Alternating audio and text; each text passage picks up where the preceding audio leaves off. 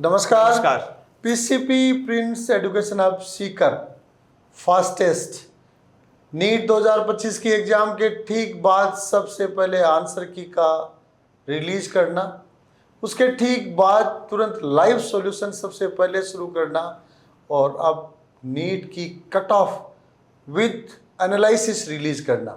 आज सभी बच्चों के दिमाग में है कि नीट की कट ऑफ क्या रहेगी, तरह तरह के क्वेश्चंस है। नीट की कट ऑफ की तरफ हम आगे बढ़ेंगे, लेकिन उससे पहले कट ऑफ पाने के लिए एनालिसिस फैक्टर्स की स्टडी करेंगे। तो मेरे साथ हैं डॉक्टर राकेश रोहेला सर, नमस्कार, पुनीत शर्मा सर और डी आर सारन सर, और मैं डॉक्टर पीयूष हुंडा। तो सबसे पहले आगे बढ़ते हैं। राकेश सर, आपने लिखा early estimated cut off Sunday 4 मई। 4 मई का ये वीडियो है और 4 मई को अर्ली एस्टिमेटेड कट ऑफ है, लेकिन डाटाज के साथ आगे बढ़ेंगे ताकि अर्ली एस्टिमेटेड कट ऑफ से भी बहुत कुछ अच्छा आइडिया बन सके। राकेश सर बताएं, बहुत सारे आपने डायग्राम्स बना दिए हैं और रिसर्च बेस्ड वर्क किया हुआ लग रहा है इसमें। हाँ सर, सबसे पहले फिजिक्स है तो इसमें पुनीत सर का रोल रहेगा। हाँ, तो मैंने ये अधिकार छीनने की कोशिश की। पहले पुनीत सर की तरफ आगे बढ़ते हैं और थोड़ा फास्ट बढ़ेंगे ताकि स्टूडेंट्स को डिटेल्ड एनालिसिस भी मिले और कट ऑफ का एग्जैक्ट आइडिया भी मिले। सर ये चैप्टर वाइज वेटेज दिया है अपन ने, इस बार जो पेपर आया है उसके अंदर किस चैप्टर से कितना वेटेज है जी, और इसको देख के अपन ये भी समझ सकते हैं कि पेपर जो था वो थोड़ा सा इनबैलेंस पेपर था, बैलेंसिंग नहीं थी। बैलेंस नहीं था क्योंकि काफी टॉपिक्स, अच्छे टॉपिक्स में से क्वेश्चंस जीरो भी हैं और कईयों में जहां मल्टीपल क्वेश्चंस होने चाहिए उनमें क्वेश्चंस कम भी हैं।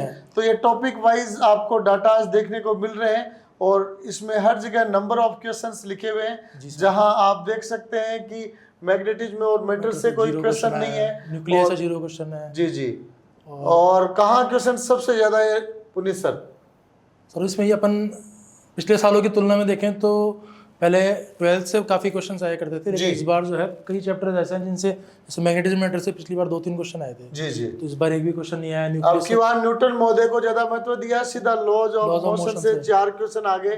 तो ये पेपर का अगर चैप्टर वाइज एनालिसिस करें तो कंक्लूजन ये निकलता है कि बैलेंस्ड पेपर नहीं था। हर टॉपिक को पर्टिकुलर पुराने सालों के हिसाब से वेटेज नहीं मिला। लेकिन ये पेपर सेटर का अपने आप में अधिकार होता है, वीटो पावर होती है, वो किसी भी टॉपिक में से कितने भी क्वेश्चन फिक्स होता नहीं है इसके अंदर। और अब टाइप ऑफ क्वेश्चंस की भी अपन बात करें, फिजिक्स में आते हैं तो किस टाइप के कितने क्वेश्चंस हैं पुनीत सर? एमसीक्यू के जैसे अपन देख रहे हैं कि 15 क्वेश्चन है और मल्टीपल स्टेटमेंट्स 8 हैं। सिंपल एमसीक्यूज जी सर, एक ही सही होता है इसके। फिजिक्स का हवाखूब बना रखा है। सिंपल एमसीक्यूज के भी 45 में से 15 क्वेश्चन है, 33% वेटेज है। मल्टीपल स्टेटमेंट थोड़ा सा टफ रहता है बच्चों के लिए क्योंकि इसमें कई स्टेटमेंट सही हो सकते हैं। अगर मान लीजिए 3 स्टेटमेंट सही हैं और बच्चे ने 2 ही स्टेटमेंट सही एक स्टेटमेंट में चूक गया तो गलत हो जाता है, क्वेश्चन का आंसर गलत हो गया, असर्शन रीजन 0 रहा। लार्ज स्टेटमेंट को पूरा वेटेज दिया गया 12 क्वेश्चन और इसी वजह से पेपर टफ हो गया।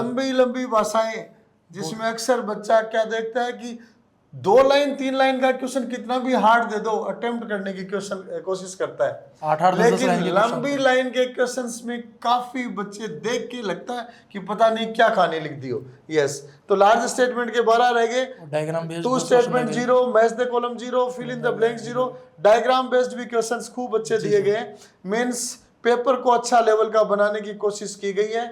और फिजिक्स का अपन लेवल देखें तो पुनीत सर 45 में से 18 क्वेश्चंस को सिंपल बता चुके हैं और मॉडरेट आपका 20 क्वेश्चंस को बता दिया, 7 को ही टफ बताया। अब सर हो सकता है कि फैकल्टी के हिसाब से बताया हो जी, लेकिन बच्चों के हिसाब से अपन बोल सकते हैं कि ओवरऑल पेपर जो है वो मॉडरेट टू टफ है। मॉडरेट टू टफ फिजिक्स का ओवरऑल पेपर बताया जा रहा है। ऐसा माना जा रहा है कि अब तक के इतिहास का सबसे टफ पेपर। अब देखो ऐसा है कि पेपर का लेवल बहुत अच्छा रहा और वो बहुत अच्छा आगे के लिए भी बहुत अच्छा है ताकि बच्चे कॉन्सेप्ट को ज़्यादा फोकस करें। एनसीईआरटी की बात करें तो डायरेक्ट एनसीईआरटी बेस्ड और आउट ऑफ एनसीईआरटी, हालांकि फिजिक्स में ऐसा काफ़ी देखने को मिलता है। तो आप फिजिक्स के कंक्लूजन की तरफ चलते हैं।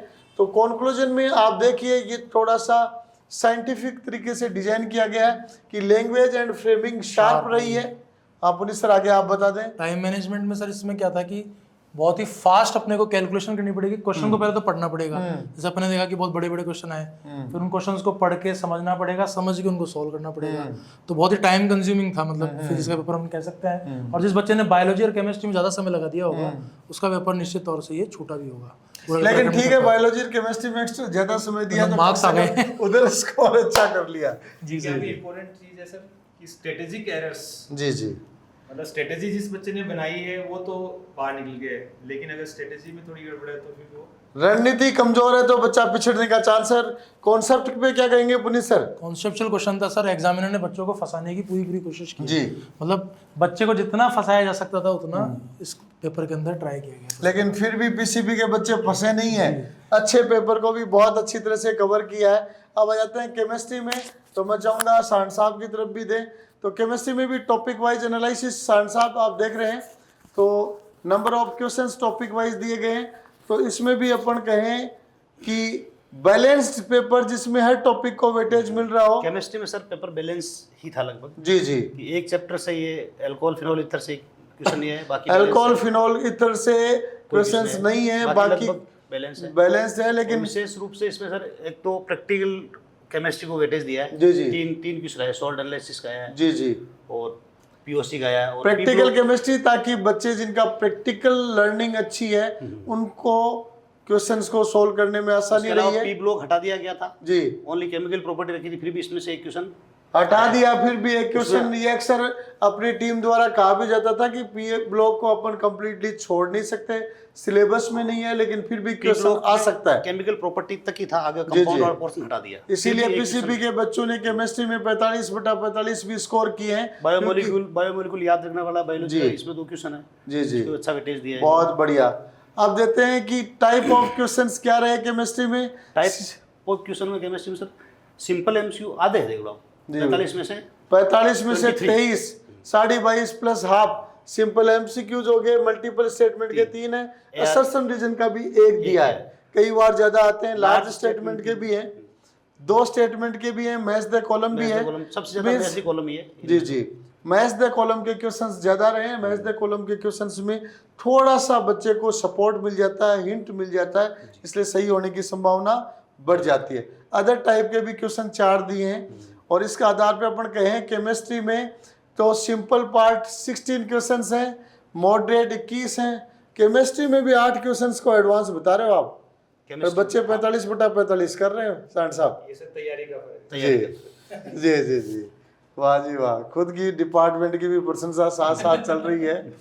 और आप यहाँ देख सकते हैं एनसीईआरटी में से डायरेक्ट भी हैं, एनसीईआरटी बेस्ड भी हैं, और एनसीईआरटी से बाहर भी हैं। काफ़ी दफ़ा एनसीईआरटी को ज़्यादा वेटेज दिया जाता है, लेकिन इस पेपर में एनसीईआरटी को वेटेज देने के साथ साथ क्वेश्चंस की लैंग्वेज को फ्रेम किया गया है। जी, आप राकेश सर थोड़ा सा इस पर प्रकाश आप डालें, क्योंकि साइंटिफिक लैंग्वेज है, और लैंग्वेज एंड फ्रेमिंग केमिस्ट्री में कैसी रही? इसमें सर लैंग्वेज, क्योंकि आप जैसे आप बता रहे थे कि 45 में से 45 भी बच्चों के सही है, इसका मतलब लैंग्वेज बच्चा सही समझ पा रहा है, तो क्लियर कट लैंग्वेज के अंदर क्वेश्चंस आए। और टाइम मैनेजमेंट थोड़ा सा उसको मतलब थोड़ा स्लो डाउन किया है, बच्चे को थोड़ा स्लो डाउन किया है, और केयरफुलनेस रोकने की कोशिश की भी, इतना मत भागने की आवश्यकता नहीं है, केयरफुल उसको रहना पड़ेगा।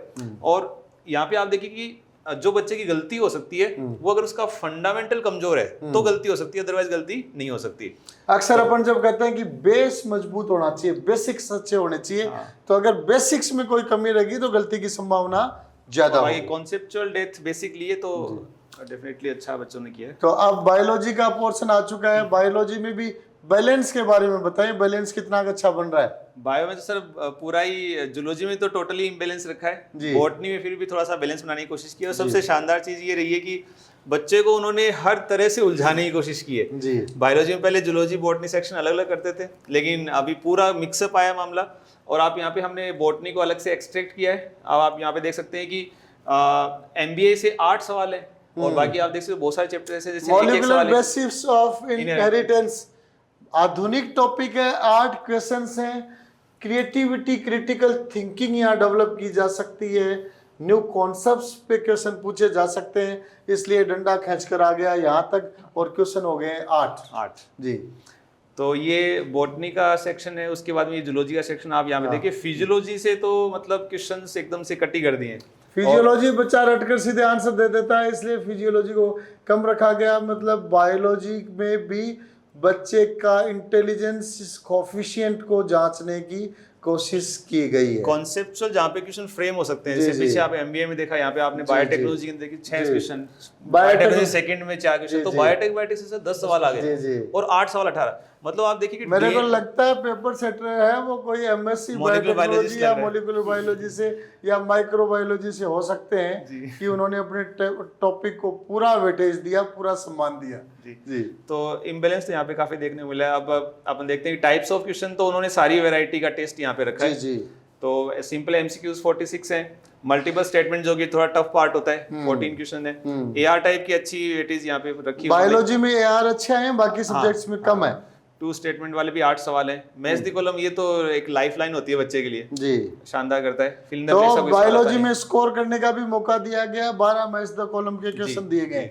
जी डायग्राम बेस्ड भी क्वेश्चन है, और सर डायग्राम बेस्ड में मामला इस बार उसके अंदर भी घुमाने की कोशिश की है। जी जी एनसीईआरटी का कॉन्सेप्ट है, डायग्राम भी एनसीईआरटी में दिया है, लेकिन वो वहां से एज इट इज नहीं उठाया है। अक्सर एनसीईआरटी में से एग्जैक्ट डायग्राम लिया जाता लिया है, जाता है। लेकिन अब की बार डायग्राम में भी ऐसे लग रहा है जैसे हाथ से उन्होंने बनाया हुआ है। जी जी और फिर उसकी सीक्रेसी का भी पूरा ध्यान रखा गया है कि कोई कॉपीराइट का भी उल्लंघन नहीं हो, हाथ से बना के उसको जी, जी। स्कैन करके पेपर में डाला जी, गया जी। है।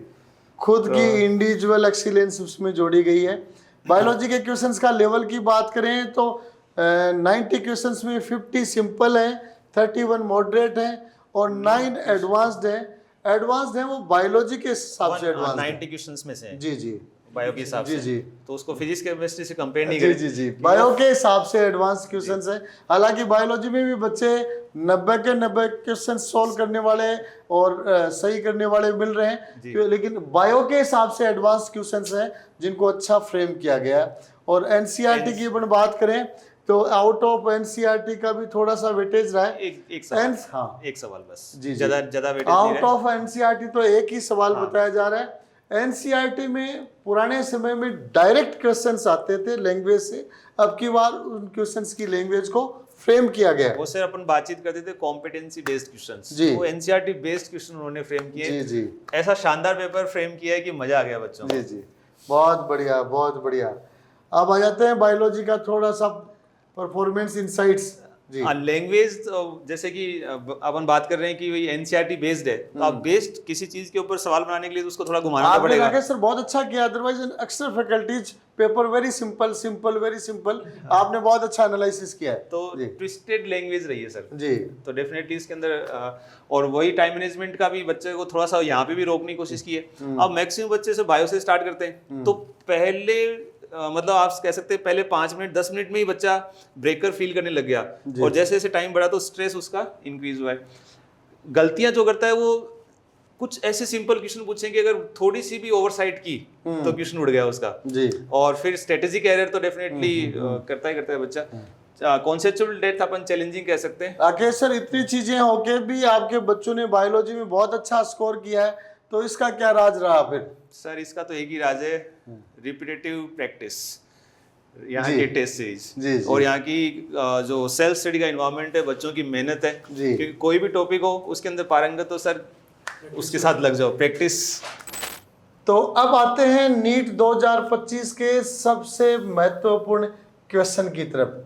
नीट का क्वेश्चन नहीं है, ये अभिभावकों और बच्चों का क्वेश्चन है, यक्स प्रश्न है कि नीट 2025 की कट ऑफ क्या रहेगी। जल्दी ही हम अगली स्लाइड में नीट 2025 की कट ऑफ के ऊपर आएंगे। उससे पहले हम चाहेंगे कि एक बार पेपर का ओवरऑल एनालिसिस आपके सामने रखें शॉर्ट में, ताकि जान सकें कट ऑफ इस तरह की किस कारण रही है।